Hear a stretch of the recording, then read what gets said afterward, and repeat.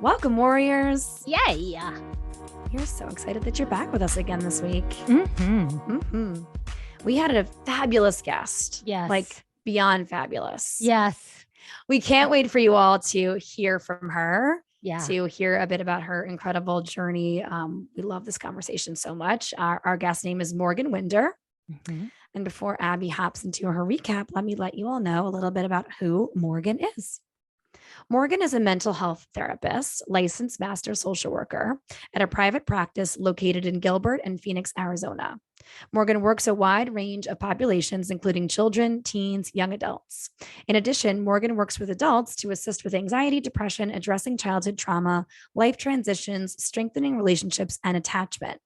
Morgan's prior experience consisted of working with children, teens, and families in an acute psychiatric setting, facilitating group therapy that focused on anxiety and depression, self-harm, and self-esteem. Morgan is very passionate about being able to provide a safe, non-judgmental space for individuals to gain tools they need to overcome challenges and be able to use these resources to empower each individual to reach their potential. Yes. All right, Abby, let's hear about this chat. Yeah. I mean, I am still so jazzed by this chat. Yes. I always have a hard time summing up a conversation. So warriors, you must listen to this. What I'll say is Morgan is awesome. And Morgan likes to geek out on the same things that I like to geek out on, like anxious attachment. And so I highly recommend everyone listening to this. So Morgan starts off by sharing how in hindsight, she realized that a lot of previous behaviors in childhood was actually related to anxiety. You know, Morgan shares how she's been a part of this healing journey and she recently has discovered anxious attachment. And so lately she has been really geeking out on that and in hindsight, realizing how anxious attachment played a part in her childhood. We talk a lot about the different fear responses: fight, flight, freeze, faint, and fawn, and how by having an understanding of those and how they show up with anxiety, you can meet your needs in a different way. And how with having an understanding of these, you can be more proactive in navigating the challenges of anxiety. That was such a fun convo, and I don't want to say more about it, but like, so worth listening to. I'm getting new coping skills from it. Yeah. You know, she shares how she's learned how to befriend anxiety, starting with physical symptoms first, and how that's also really helped her in navigating the different ways that anxiety shows up. This was just a really awesome conversation and a really fun conversation. And it was really hard for me to not go super deep with anxious attachment theory and talking about it. So I just thought this was such like an informative conversation, Yes. and a helpful conversation, and also just really real. Like Morgan really tries to just normalize being human and admitting her humanness first, you know, with everyone. And you hear her talk about that on the episode too. So really awesome conversation, y'all. Yeah. And Morgan, I mean, obviously everything you said was perfect, but I just want to add too that Morgan is a really warm and kind person too. Yeah. There's just a good energy surrounding her, and you all will hear it in her voice and certainly through her amazing story that we are grateful that she shared with us. So Yes. Warriors, without further ado, here's the show. Welcome back, Warrior family. Yay. We are so thrilled to be joined today by Morgan Winder. Morgan, welcome to the show. Thank you guys for having me. I'm so excited. Yeah. We are really excited too. Thanks for being here on the pod. Can't wait for you to be part of our Warrior fam, our growing Warrior fam of amazing guests. All right, so let's just dive right in. Tell us a little bit about how anxiety has showed up for you in your life. Yeah, it feels like such a loaded question. And when I think about like, where do I even begin?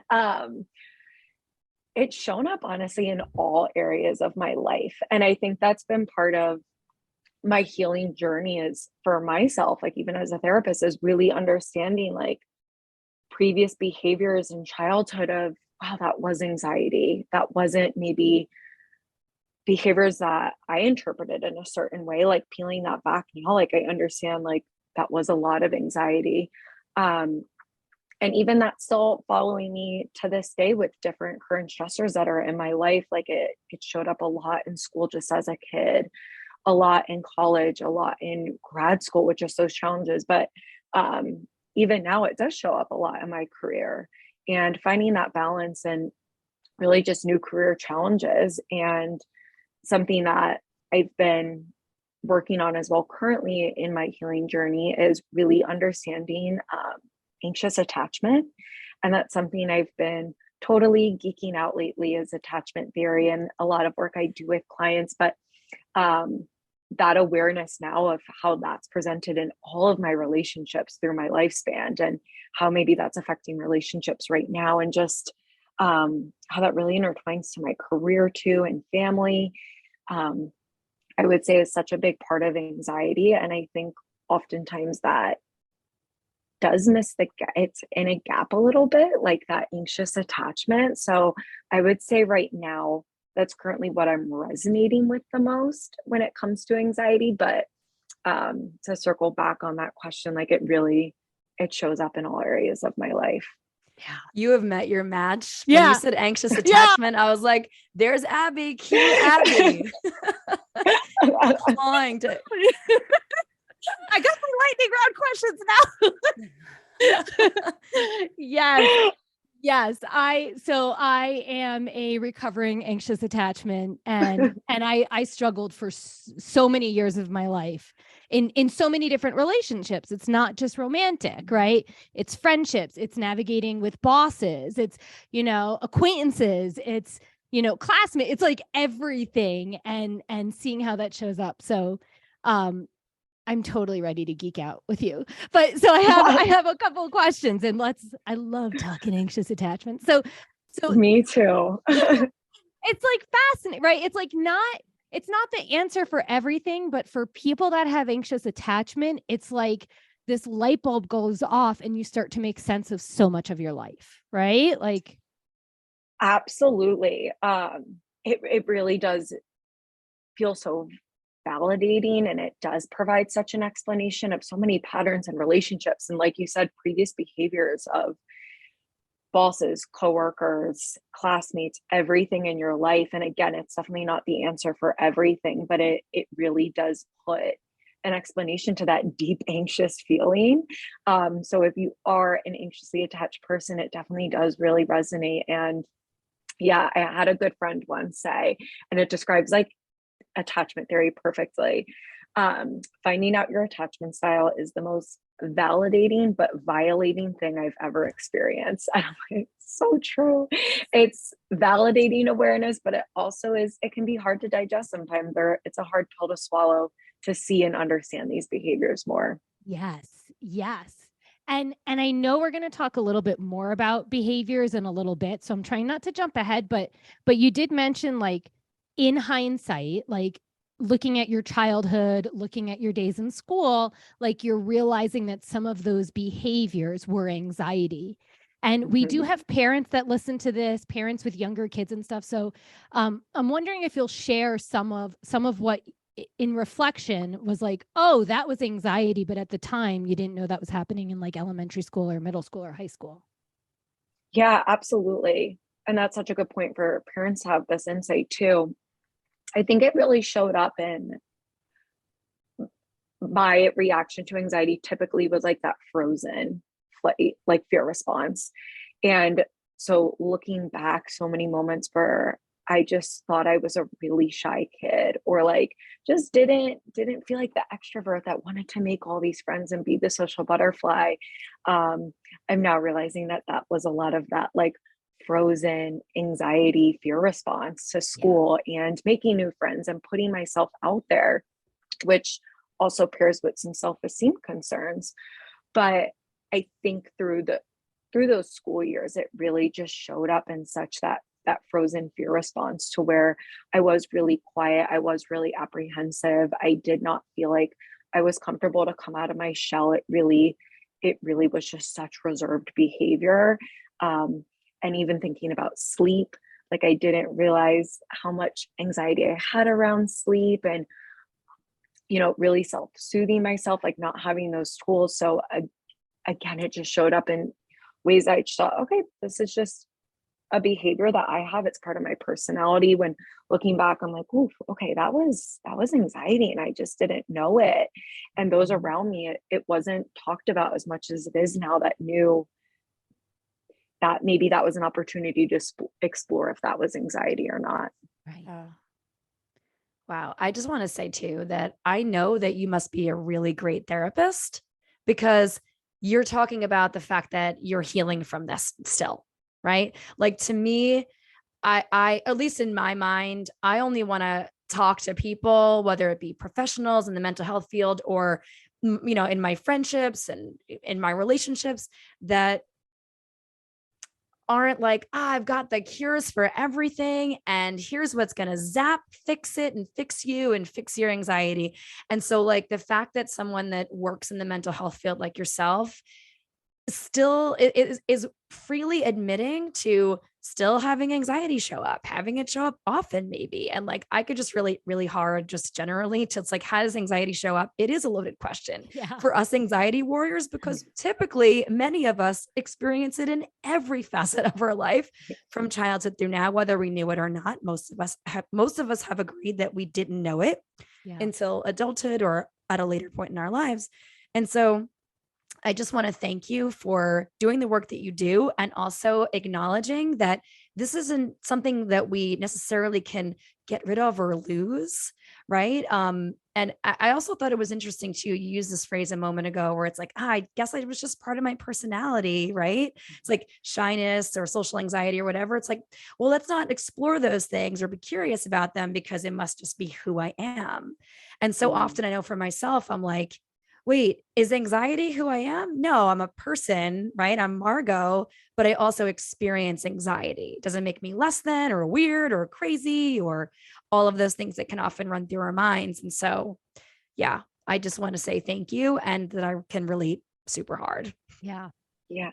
I really, really appreciate that. I think that's something that when I came into this field, I often struggled with, in the sense of, like, I don't have it all figured out. Like, I'm in my healing journey with myself. And I think that's something that I really try to prioritize, like in my own practices. Like, I promise you, I'm human first. Like, even though you might not know all the details and everything about myself, that's not why we're here. But like, I promise you, I'm a human first. And like, everyone is healing and growing, knowing no one has it perfectly figured out. Oh, yeah. Oh, I just got a full body chill. That was so beautiful. I love that. I'm a human first. That's so powerful. I've never heard that before. Your clients need that, right? Like, because I mean, I've been to therapy and I know I had an awesome therapist, but I still in my mind thought they had figured it all out or they had it all together, right? Like, I thought I was aspiring to have it all together and figure it out. And it's not. It's like becoming more comfortable with just being a human. Right. And so it's just giving that permission to your clients. Like, we're all human here. We're all working on different things. I'm not going to tell you my things, right? but I'm on the journey with you. I'm not like higher than you. I really love that. I'm sure that really helps build relationship and trust with your clients. Absolutely. And that's so much of what it's about, is that relationship and trust. But also, I think the more it is normalized and anxiety doesn't feel so big, it does get easier to heal with it and process it and digest it, and like almost become one with your anxiety rather than fighting against it. So I think that's such a big goal too, is that I just want to normalize, like, we do all feel that. There isn't like this like select population of like therapists that just don't get anxiety. Right. If I knew the answer to that, I would give it to everyone. I'd give it to myself, but it's just not a thing. Yes, it's not a thing. I love it. Yes, so good. All right, so talk to us a little bit about how anxiety has kind of manifested in yourself physically. How does it show up in your mind and body, in your behaviors, things like that? You can speak to former you, or how things have evolved over time. Yeah, I think it's always a little bit different. And I think that's the hard part with anxiety, is that fear response. Sometimes your brain really just chooses for you and you just don't have that control on how it is going to show up, whether that's like flight mode, fight mode, freeze. I think previously through my childhood and when it comes to relationships, it's more of that like fourth fear response that I feel like is kind of like a hidden one where it's that fawning response. So really just trying to like appease and take that like pain away and avoid conflict and just kind of like fawn into whatever anybody needed in that moment to like get rid of that uncomfortable feeling and that discomfort. So kind of ties into like people pleasing in a way. Um, but mostly on a like generally when I experience anxiety, I'm a freeze girl, unfortunately, where it is that frozen feeling where it feels so difficult to start any task or just like difficult to concentrate and regulate emotions. So that's something I'm really working on of being able to address what that fear response is because in each fear response, like we need something different. Like anxiety, sometimes we need to go for a walk and cool down, or sometimes that feels impossible. And we just need like really small coping skills to get us to the point to where we don't feel so frozen anymore. So I would say it's more of that shut down, closed off, deeply frozen is how it really shows up. I love all of this. I just, you are saying all the things I love. I love that. It's like, wait, which fear response am I experiencing? Because I'm going to have to meet those needs differently. You know, if I'm feeling like I need to fight, maybe I need to go for a walk. Maybe I need to punch a pillow, right? Like versus if I'm feeling free. So I love that, like pausing and like, what is my fear response? Because I also love anxious attachment. I'm gonna ask an anxious attachment thing. So for me, one thing I noticed with anxiety is it feels so super different depending on the situation and everything like that. But when I would have anxiety around thinking I was getting rejected by someone, especially if I was like dating someone in like in a partner situation, the anxiety was so overwhelming that I just felt like absolute suffering for hours and hours and hours, right? It was like I felt less control over that type of anxiety when I'm feeling rejected versus social anxiety or separation anxiety from a friend or, like public speaking, And so I'm wondering if you've noticed that, like with anxious attachment, do you notice a different sensation around anxiety or behaviors or thoughts that come up versus just like everyday anxiety? Absolutely. That is such a great question. That anxious attachment anxiety it's brutal. It's so intense. It's brutal. And this is like, we could go down like a whole loophole, whole episode about this, but it does show up in different ways where it feels more, I guess the best word to use it feels almost obsessive, where I like really can't get it out of my mind, where I feel like through healing and just understanding anxiety more, I can like, it's still uncomfortable, but I can kind of really talk myself through that and challenge those thoughts. But like anxious attachment, that's a whole different other ball game of doing like inner child's work. And all of a sudden I'm just like, oh, now I'm doing inner child and like trauma work right now all of a sudden, like with anxiety. So it definitely shows up differently to where it really feels like it lingers in my body longer and my mind and my brain and my thoughts longer. So that one likes to stick around for a really long time. Yeah. And it's just so fascinating. Like, I think when people hear anxiety who don't experience it the way some of us warriors do, right? Maybe the more secure attachments don't understand it in the same way. They have like moments of anxiety, right? I think when they hear anxiety, they just think it's like this umbrella term, but there's so many different ways of experiencing it. And it's just so fascinating how it shows up so differently. And for us, some maybe like might feel more manageable than others. And so I love nerding out on this.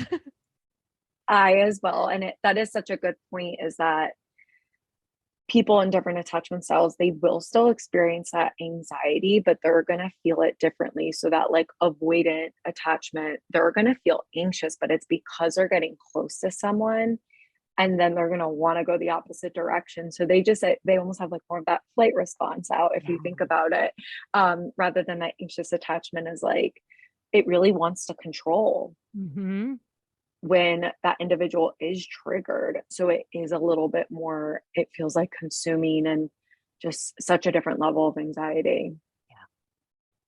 You know, when Abby had introduced me to her favorite book, Attached, and the author is escaping me.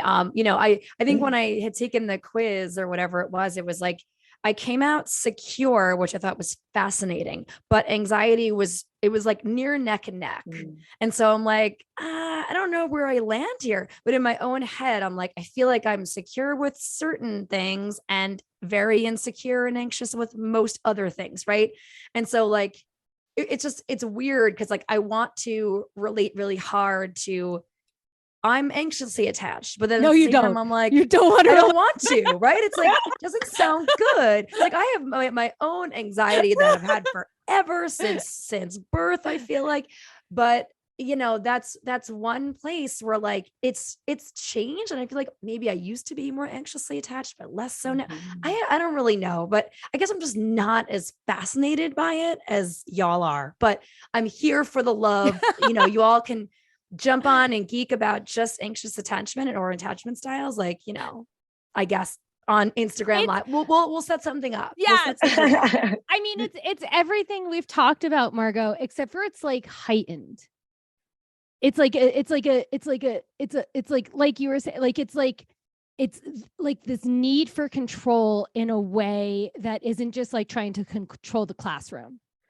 Sure. You know, it's like, because being rejected is like such like the ultimate, like, I don't know, like I'm alone. Right. And so the fear response for I'm alone is I need to get control over this to keep myself safe. Okay. Right. See, I feel like that sounds like me. I don't know. Yeah. Maybe I need to take the quiz again or something. I think that you're more secure because you have a secure partner. When you have a secure partner, it helps you get more secure, at least in relationships. They help you with that. That's true. And maybe I might have had some bias in when I answer some of those questions too. Yeah, because attachment's for like love. That's for like dating and Right. And that was why I was confused by it in general. I'm like, should I even be reading this? Like, you know, because I thought you were like, you had read it because of dating and I didn't have that need at the time, or I still don't.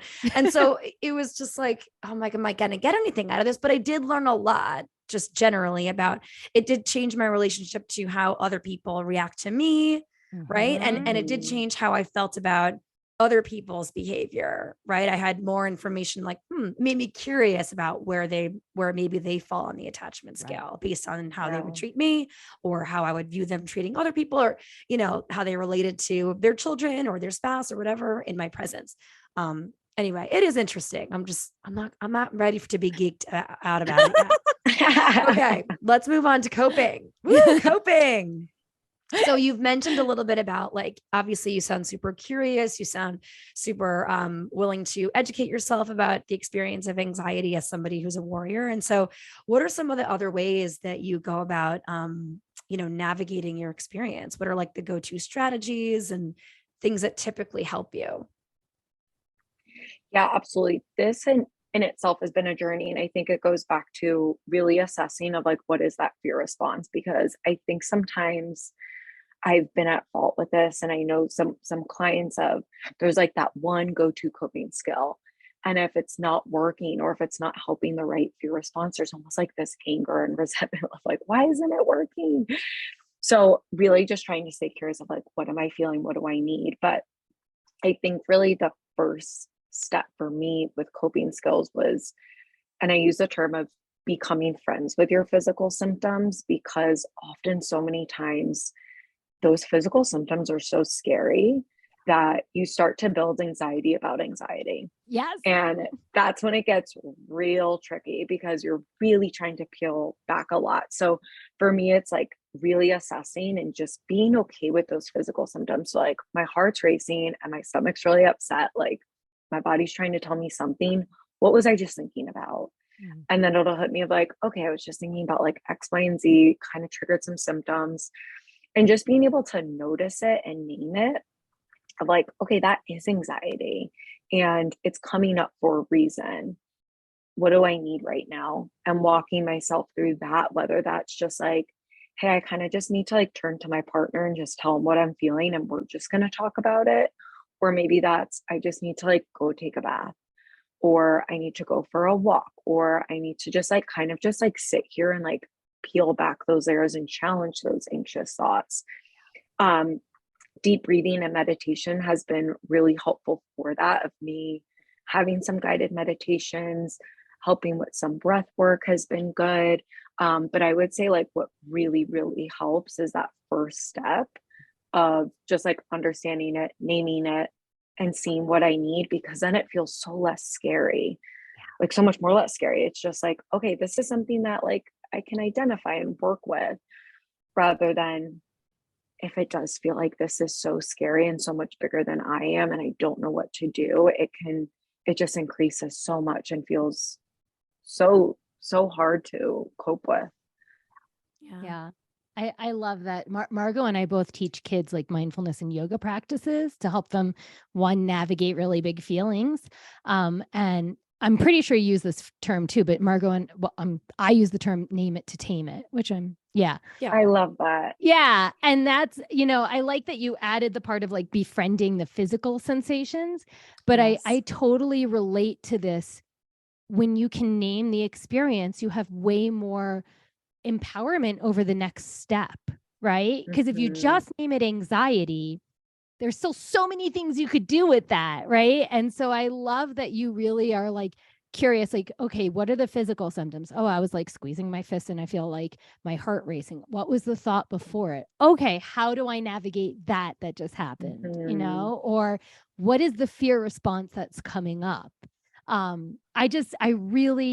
I've never thought about thinking about the fear response. And I really love that idea, is like, oh, I'm feeling like I want to freeze right now. Right. Okay. So what should I do with this? I just think that's so brilliant. And I'm loving that idea of using that as a skill, which goes like beyond name it to tame it, because it's like, oh, now let me name the fear response so I can figure out what that needs. Yeah, it's like the first step. It's like the first layer before you get to the next layer of, okay, what does that fear response need from me right now? And just the willingness to experiment. Like we've spoken so much to each other, certainly Abby and myself, and then to many of our guests, about when the need arises to change up the strategies too. And I could definitely relate to resenting some of my former strategies that used to be amazing, perfect go-tos that I would just, literally I got into a place where all I needed was 25 even breaths and I was raring to go. And now I'm like 50 breaths in. Sometimes I'm like, hello, what's happening? And so I think sometimes we do get stuck in our own even healthy patterns, right? Mm-hmm. It's like, it's still a healthy pattern to pause and take even breaths and just take stock of your breathing and how that informs how you're feeling and whatever.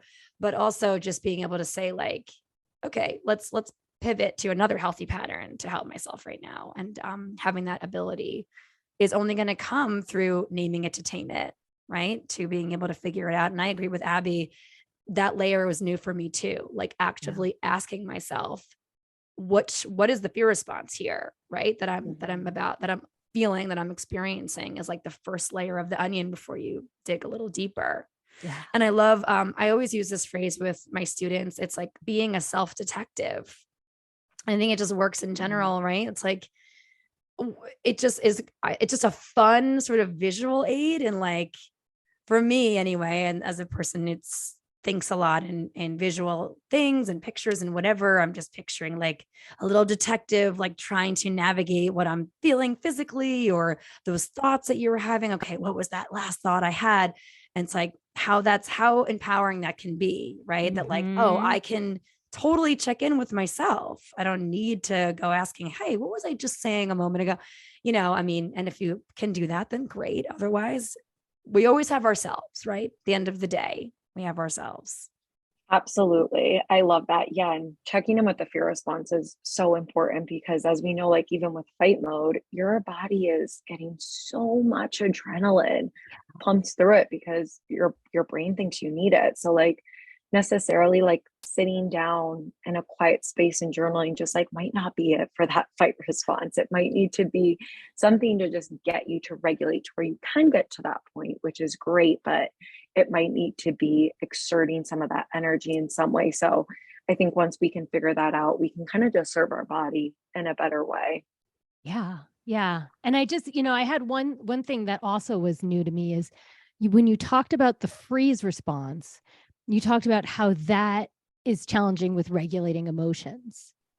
Right. Mhm. And I definitely, that is like self-regulation is not my strong suit. Right. And so it's like now in reflection, it's like, oh, how many times was that like a freeze response? Right. Or, I mean, just painting it with Mhm. that layer is just so fascinating to then look at behaviors and everything through that fear response. Yeah, yeah, absolutely.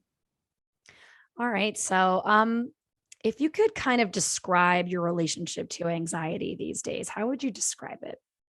How is like Morgan and her anxiety doing these days? We're doing good. We've come a long way. Love it. We are not in a breakup. We are navigating and growing together. Um, I would say that my shame around anxiety and just really understanding it has grown so much. There is no more shame. I've normalized it for myself and really normalized what that experience is. And when it does come up, and again, with that like anxious attachment, like I understand it on such a deeper level and I've done so much healing on it that it's no longer this frustration when anxiety shows up. It's more just me like, hey, my body and brain is trying to tell me something, like what's going on. And I almost not appreciate it showing up, I wouldn't say is the word, but it's like okay that it does. And I'm like, it's okay. Like it's just I don't want to add that second layer of like deep emotions of like, well, why is this coming up? And it's so frustrating that it's showing up. I just try to like sit with it. Um, and it has decreased a lot, which has been really great too. So when it does show up, it just feels like, okay, we're going to do the things and do the steps and just sit with it and get through it. And we can like, I can manage work through it, manage life through it. So the relationship it's it's grown really strong. I love that. Yeah. That's Yeah. beautiful. Yeah. I love that so much. I just love the idea of like growing together. Like Abby talks about companioning herself a lot. I talk about my anxiety as like an entity around me named Bertha. Like, and I also love that you presented it as like sometimes you appreciate, right? Yeah. And It's we've like had almost appreciating it's it. like familiarity, right? It's like, hey, anxiety, my old friend, frenemy, enemy, whatever. And we've had several guests actually pretty recently talk a lot about this, just like the idea of just well, we've had many guests talk about sitting with their anxiety, right? Just allowing it to be, showing up. But then the idea of just like, I know how to get through this. This too shall pass, right? That was a quote. Yeah. I mean, he didn't write the quote, but Dimitri Colbert, one of our more recent guests, had said that. And it really landed for us too. It was like, oh yeah, I have to remember that quote more often, right? Like we know how to show up for ourselves and our big feelings, our anxiety, whatever else, and move through it and be stronger Absolutely. and be stronger. Yeah. I think that's such a big part with anxiety too. It really can feel like, and oftentimes it does, like jump to conclusions and feels like that feeling's forever. And I think that is such a key important part to remember of like, this will pass. This feeling isn't forever. Like it's just a temporary feeling because when you're in that, like, it's like, okay, we can't feel this forever. Like, what is this feeling? So knowing it's just temporary, it's going to pass, like really helps you just sit with it a little bit better. Yeah. Yeah. For sure, Yeah. too. For sure. And I really, I love the piece where you're like, I'm almost appreciative of it, right? Like Almost. I'm almost appreciative that I get to practice with you again, right? Yes, get to practice being strong. Yeah, it's like, thanks for the opportunity. I didn't really want you to come, but okay, you're here now, so let's practice. Like, that's the way I like saw it. It was like that friend that shows up. You're like, all right, I guess I'll hang out with you for a little bit. Yeah, a little bit. I'm kind of like that. You're here for a moment. We're gonna practice.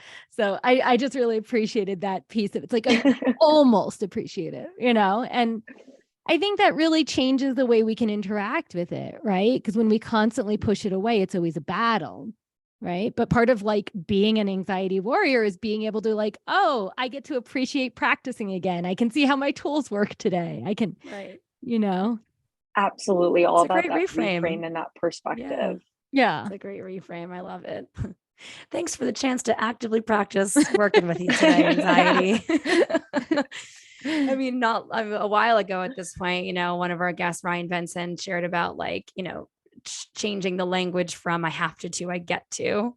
And it literally started at that moment. Abby, at the end of our podcast, I always say, we're so grateful that we get to do this with you. And it was that conversation that led us to like, it's like, yeah, we have to do it, but we don't just have to do it. We don't have to do anything. We're here because we want to be, right? We get to do this, right? We get to do it. And it's such a I good love reframe. that.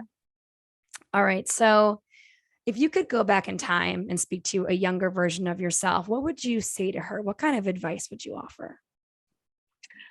I love this question so much. I've been in the midst of doing a lot of inner child work, and this encompasses it so much. So I love thinking about this, and I love asking myself this question. But I would let her know that it's okay to like feel that anxiety and just like almost like normalize it for her and just give her a hug. I feel like that's something like just a hug sometimes goes such a long way of just like not necessarily the perfect advice, but just like, I see you, I feel you, and I get it. And it's really hard, but it's okay.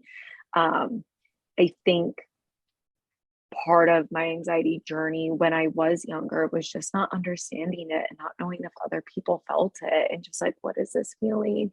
And so I would just want my younger self to know that like, it's okay that you have that feeling, and like one day you'll figure out how to have a good relationship with it, and it's going to be okay. Love that. So I love much good that. advice. It's right to feel understood. Like, didn't we all need that when we were younger? And anxiety is so confusing, and it's so easy to feel misunderstood. Like, just so beautiful. Yeah, Absolutely. Just like I see you, I hear you. It's going to be okay. Yeah. Yeah, it's beautiful. Thank you. All right, now where are the anxiety warriors here? That's the name of the show. It's what we've coined ourselves to be. So if you could define the phrase anxiety warrior, what comes up for you when you think about this phrase? What does it mean to you? Yeah, I think anxiety warrior is such a great term too. It really just sheds light on like we can overcome it and that you can be a warrior. It doesn't have to have that power over you. So I just love anxiety warrior. I think to be an anxiety warrior means to be that you're not embarrassed or shameful, or you really are hard on yourself for experiencing anxiety. I think it is really to be able to approach your anxiety with like love and care. And that, again, it's not this power struggle, that like it can be almost like you and your anxiety, like growing and figuring it out together. So I really think I see most people struggle, and myself struggle, when there was shame and embarrassment around it. And I think once that wall can drop and it can just be acceptance and curiosity and nothing but love for giving your brain and body what it needs, I think you're a warrior over the anxiety. I think it's no longer this thing has power over you. I think that you've like overcome it and that you're like the strongest version of yourself. Oh my goodness. Woo! Fighting the tears over here. That was, just amazing. Thank you for that. Of course. It's not an easy journey, but no. Everyone can be an anxiety warrior. And I think that can feel really hard for people to hear, that like, there's no way, right? Like, especially when you're in the midst of it, but like, it is possible. Totally. I literally felt the part where you were like forgiving your mind and body. Yeah. All of it was amazing, but that part really landed for me, really stuck out. So yeah, so good. So good. Yeah. I'm glad it resonates. Yeah. All right. Well, that was our last question. It's time for some playtime now. Yeah. It's playtime now. Kept going for hours. I know. Oh gosh, us too. Believe me, I was putting the restraint. there was so much I wanted to go deeper on, but I was being respectful of people's time. We'll have to do a live and do a follow-up and we'll have really a full nerd out anxious on it. attachment Instagram live follow-up for sure. I love it. Well, I'm here for another episode, the lives, whatever. I love talking about this, and you guys are great to hang out with and talk about it as well. Oh, great. All right. Well, we're going to jump right now into a little bit of playtime as we do for some lightning round fun. So Morgan, are you ready for lightning round? Lightning. Okay. That was the official lightning round sting. So we're going to go back and forth and ask you just like a few questions to help our warrior listeners get to know you a little bit better. Okay. So no prep for these. Good luck. Okay. Abby, you want to go first? Yeah, of course. All right. All right. So there's a bunch of anxiety warriors out there. What is the first I'll say attachment theory book that you would recommend to people that are curious more about learning about attachment theory and maybe anxious attachment? Absolutely Attached. Like that book is truly the best. So great recommendation.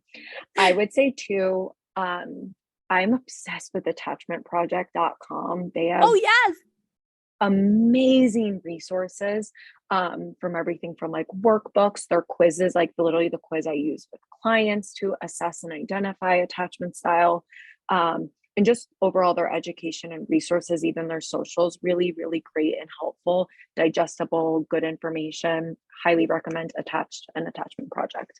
Love it. Love it. Writing it down now.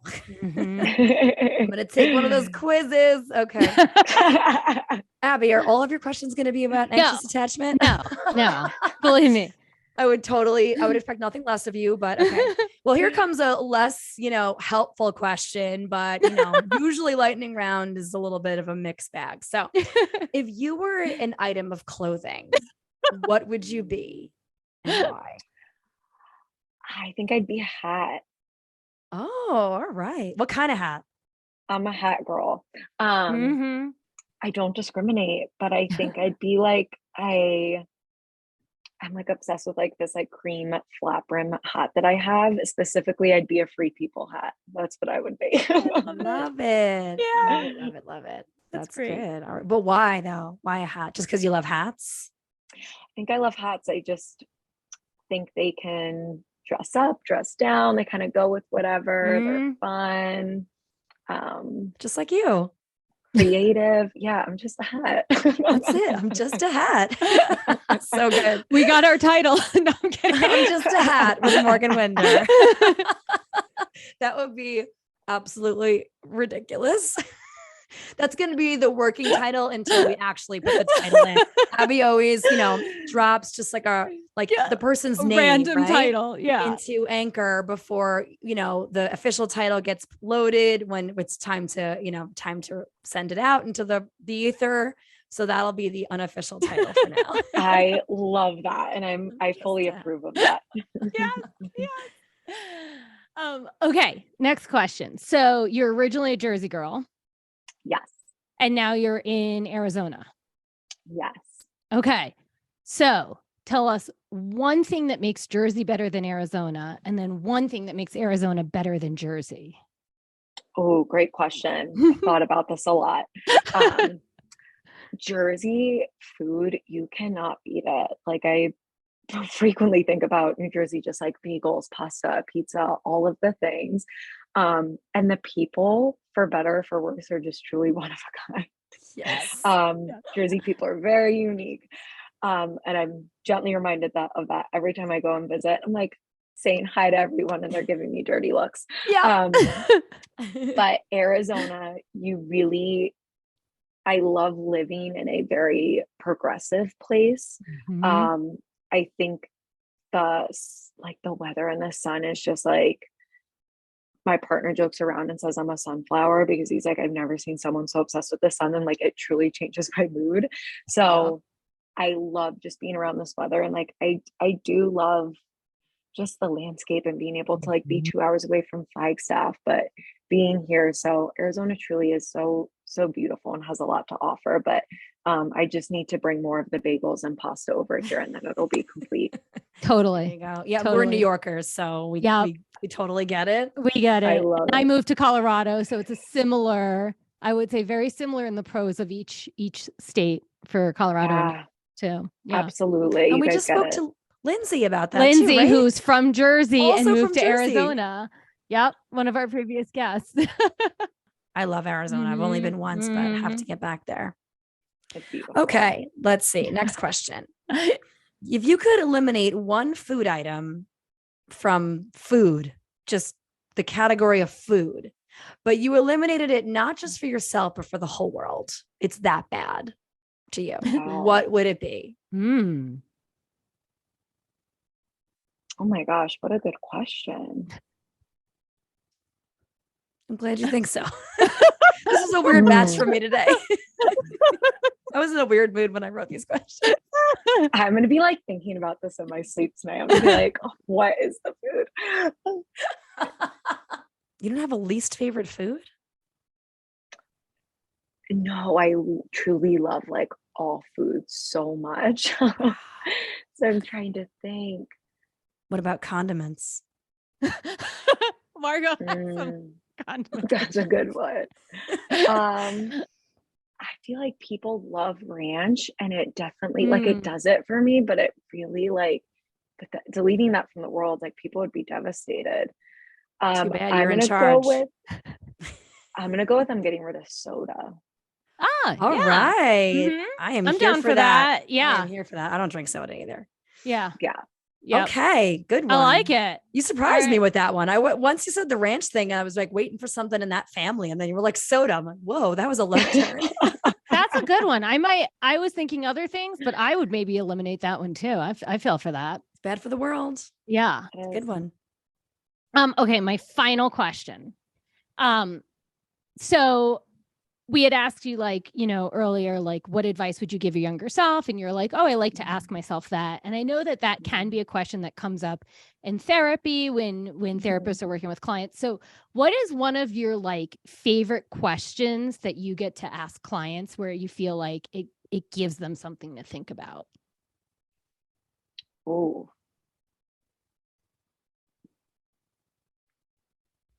I think when thinking about just like a general good question, just asking clients, like, what do you think you need right now?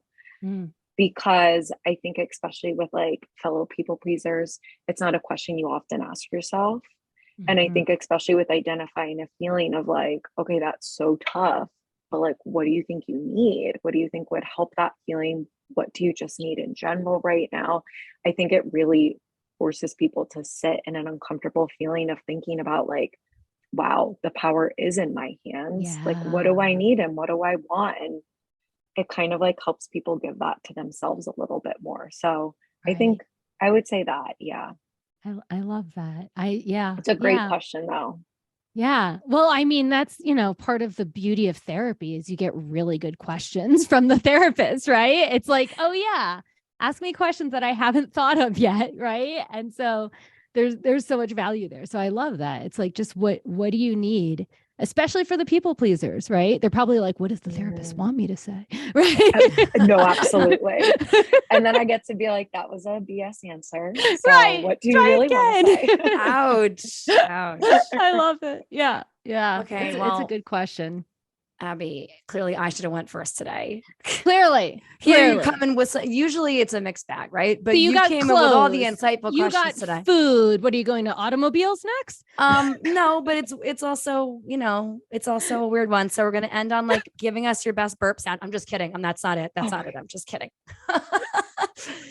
But like following that question, yeah, it's hard. Okay, but we're doing it. I'm not gonna change my question last minute. Here we go. Yeah. You can choose only one thing between winning $1 million in the lottery, being an Olympic gold medalist, or having an all expenses paid trip to one location. What do you choose and why? All expense trip to one location. All right. Absolutely. I always said that even if I like win the lottery, I would use that money to go on like a trip with loved ones, friends, and just like everything paid for. So absolutely that. I love that. What would be the location? Do you know, or you're not, doesn't even matter? Going again with clearly I'm like missing New Jersey food. I like really want to go to Italy. Just the food, the culture, how different it is of like North and Southern Italy. It would definitely be Italy. Amazing. Amazing. All right. We did it. You did good. Yeah. Good lightning round. Hopefully it wasn't too painful for you. Not at all. Those were great questions. I'm going to survey and ask everyone to like, if you were going to get rid of one food, what would it be? Like, report back. I'm dying to know what some of your clients and friends and family have to say about these questions. Okay. We can add a poll at the end of this podcast. So I'll put that in the poll. There you go. Instead of something insightful and about anxiety, we're going to ask you about if you could eliminate food for the world, what would it be? Okay. So before you share with our listeners about how they can connect with you, where they can find you, or anything exciting you have in the works or currently out in the world, we love to invite all of our guests to share a win of the week, something big or small that happened this week or just recently that felt like a win for you. I would say a win is actually, it hasn't happened yet, but me going to travel to go see my family. I feel like I haven't done a trip that was just like me putting my needs and just relaxing and it not being like work involved or just like kind of like a must of like going home for the holidays, things like that. So this is just like a trip where there's really like no plans and it's just see how we're feeling as we go. So I'm really excited that I listened to that. I was going back and forth. So I'm happy that I put my needs first and just booked the trip and it'll be really nice. Yay. That's awesome. It's great when you can go on a trip and there's like no plans or loose plans. No agenda, no reason. You can just be. Exactly. Yeah. Perfect. All right. Well, Morgan, share with our listeners how they can connect with you, what you got going on. Yeah. So I'm mostly on Instagram and that's with Evolve with Mo. And my practice here for anybody who is in Arizona, I see clients in Gilbert and in Phoenix, and you can find me at evolvecounseling.com. All right. Well, thank you so much for being a guest. We loved having you. Thank you guys so much. This was truly amazing. Live. Yeah. Yes, like we'll hook up. We're doing follow-ups. Abby would kill me if we didn't follow up with an anxious attachment only discussion on live. So that'll anything happen. Anxiety related, I am happy to follow up and happy to work and sit and hang out with you guys again. Absolutely. Yay. Awesome. It's been our pleasure. Thank you so much. Thank you guys. Thanks. Have a good one. Woo! Warriors, obsessed with this episode. Yes, totally. I mean, Morgan, your anxious attachment bestie. Yes. Yes. Do you know how hard it was for me to draw back on the nerding? I imagine it was really hard. I'm proud of you. There was a lot. Proud of you. Do you need a minute to like rant or no? I mean, for a moment, I just felt all of it wanting to gurgle over, but that was awesome. That was so awesome. That was such a good conversation. I so enjoyed talking with her, and obviously I'm biased because I'm quite passionate about anxious attachment. You really are. Yeah. I love the word gurgle, by the way. All right. So I think my first takeaway was that Morgan must be just an amazing therapist. I said this to her, and I feel like it bears repeating because just the phrase, I'm a human first, I can't think of anything that would feel more like a sigh of relief as a client, right? As somebody that's struggling, that is seeking support, that needs a listening ear, that does feel shame around her experience, right? At least sometimes, to be able to have someone say that they're learning and growing and evolving and figuring stuff out for themselves still. Right. That's what makes me trust you. Right. You tell me you have all the answers and that you've got the perfect solution for me or yourself or anyone. I don't trust you. Right. I just don't. And so I'm obsessed with the phrase, I'm a human first.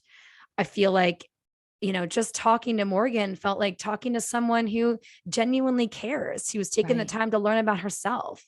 Right. And, and to not profess that she knows the most. Right. Right. And that her clients don't have to feel like she's trying to fix them because she understands that it's a journey and we all find our own way through the journey.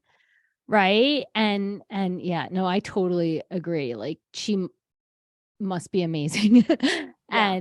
And it's just validating to know that when you're in therapy with someone, like they're also human, they don't have it all together, right? That's Like it right. just takes the pressure off of like, oh, let me pretend. Exactly. I felt that too. One of my takeaways you're not going to be shocked about is because I already said it in the episode. I love like viewing anxiety through the lens of the different fear responses, right? Oh, as I'm feeling this anxiety, is this more like fight, right? Is it more flight? Is it more faint? Is it more freeze? Right? Is it more fawn? Right. And then and the fawn one is so subtle, right? Like that one can come up in like social anxiety ways and everything, right? But it's like a sneaky one that wants to pop up and be like, oh, don't speak up, and right. But I just love seeing it through that lens because, as you know, I love Name It to Tame It, and that has been something that's really been helpful for me. Or Feel It to Heal It has also been super helpful. But then to see it through this other lens, like first naming it as like, oh, okay, I'm experiencing anxiety, right? And then the second one is, oh, but what flavor of anxiety is this, right? Yeah. Not just generalized anxiety, like, and then from there, it's like, what do I need? And the other takeaway in that is, when I was going through a grief period and sitting meditation was not helpful at all, I needed to walk, I needed to kickbox. Like what she was saying is so validating to that previous person because I was in fight response. And what I needed was to process all of that out, not by sitting, right? And so I was doing that unaware, right? I just knew my body didn't want to sit and I listened to it. Right. But I wasn't thinking of caring for the fight response. And so I like seeing it through that. I love seeing it through that lens. Like that is a huge takeaway for me. Same. Yeah, it did feel really brand new in a way. Like, I don't think I've ever thought about it like that in all my years of self-study and being a detective of my experience. I've never been like, what part of the fear response is going on in me right now? That's never been, obviously the layers of curiosity are always there, the self check-ins, the asking of the questions, and, all the things we've talked about many times. And even before the podcast that we've done many times. And so, we've talked about the fear response. Like, we've talked about, oh yeah, I'm a people pleaser. That's the fawn, right? But it's never been part of the practice. Right. I love it. Agreed. Yeah. My final takeaway, there's a million things to say always, but my final big takeaway is I just love the idea of challenging your anxious thoughts. She said that, and it really landed for me. But at the same time, becoming friends with her symptoms. And so, I don't know, there was just something about that those two thoughts, I wrote them both down, and I'm like, these are now things that I'm going to think to myself. Yeah. Right. Can I challenge these anxious thoughts that I'm having right now? And I just love the phrase challenge like that. Like I love the phrase warrior, right? It's just like, I can show up for this thing from a position of strength, not to fight it back or to beat it up, which would be then fighting myself and beating myself up. No, thank you. Right. That's not going to help me or the people around me for sure. And so can I become friends with the things that I'm experiencing and also challenge them at the same time? Yeah. And I love that, just the potential duality that I think it could exist certainly for me. And I imagine many of our warrior listeners. Right. And so, I really love that part. Yeah, I love that. That's actually part of my takeaway is from the anxiety warrior response, right? Because she spoke a little bit about shame. Like part of being an anxiety warrior is being able to experience the anxiety without the shame, right? And I mentioned this, I'm pretty sure with Dimitri's episode as well. Like I feel like the shame part still isn't spoken about that much. Like we talk about the anxiety, but the shame of feeling the anxiety or feeling out of control with anxiety is such a real part of anxiety and so super uncomfortable, right? And so part of what Morgan said was the part of being an anxiety warrior is feeling the anxiety, but without the shame piece. Right. And for me, like that just like, oh, like it got me right in the heart. It's like, oh yeah, like, right. To be able to experience a feeling without giving more suffering to it. Right. Yeah. That is like that is being an anxiety warrior. It's like, yes, I have it, like I am experiencing anxiety and I'm okay with that. Yes. As opposed the to acceptance. What's wrong with me. Right. Reaching I should do better by now. And, and so that was my other takeaways. Just like, yeah, like I felt it. Like part of being an anxiety warrior is having the anxiety without the shame. Right. Our anxiety doesn't need anxiety. Yes, exactly. Oh, so good. Thank you so much, Morgan, for being a guest on our show. We really appreciate you and your time and all the amazing things that you're doing in the world. Mm-hmm. All right, warriors, if you'd like to connect with us for any reason, you can join our Instagram fam. We are at Anxiety Warriors Podcast, or you can feel free to shoot us an email at anxietywarriorspodcast@gmail.com to shout out your wins of the week, share any topic ideas that you have with us. Or if you think you'd be a great fit as a guest on our show, we'd love to hear from you. Help get your story told here on our platform. Please take a couple of seconds and smash that 5-star rating on Apple Podcasts, Spotify, or wherever you're tuning in. You can like and subscribe to our YouTube channel and hop on into our show notes and grab something fun from our Threadless shop. We've got some amazing merch available over there. It's approaching summertime. Oh my gosh, I can't wait. I need to jump back on myself and get myself like a new tank top or something for the season. Yeah. Well, thank you all so much for going on this journey with us. We are so grateful that we get to do this with you every week. Till next time.